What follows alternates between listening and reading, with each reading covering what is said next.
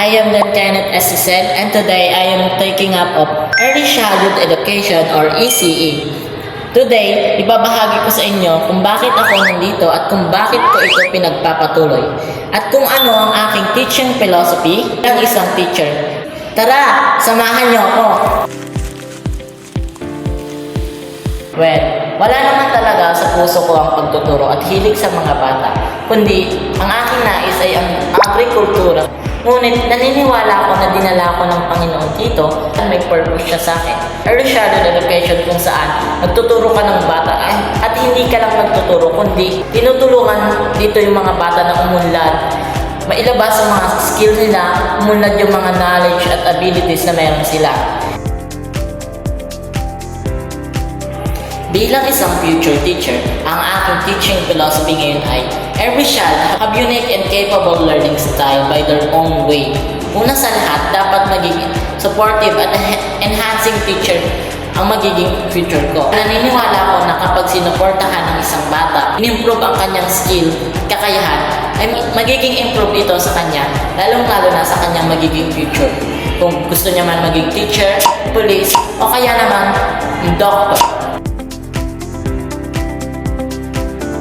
Ang paggawa ko ng based on philosophy ay tatlo. Una dyan ay personal experience. Alam ko napakahalaga ng teacher na merong malasakit sa kanilang estudyante. Pangalawa dyan ay observation or practice. Dahil dito sa klase nakikita ko na mas natututo ang mga estudyante kapag masaya or na-encourage silang matuto sa kanilang mga teacher.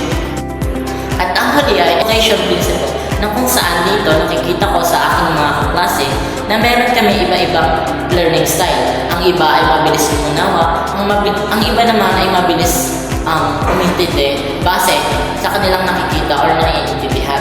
That's why ito ang naging base philosophy ko dahil ito ang aking na-experience, nakikita at nararamdaman sa loob ng aking klase na gusto kong ibahagi sa mga aking future na estudyante.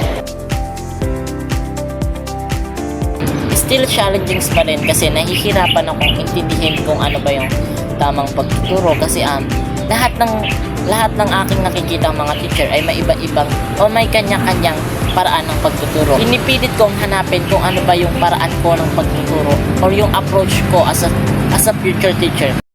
That's all. Thank you for watching. Bye-bye!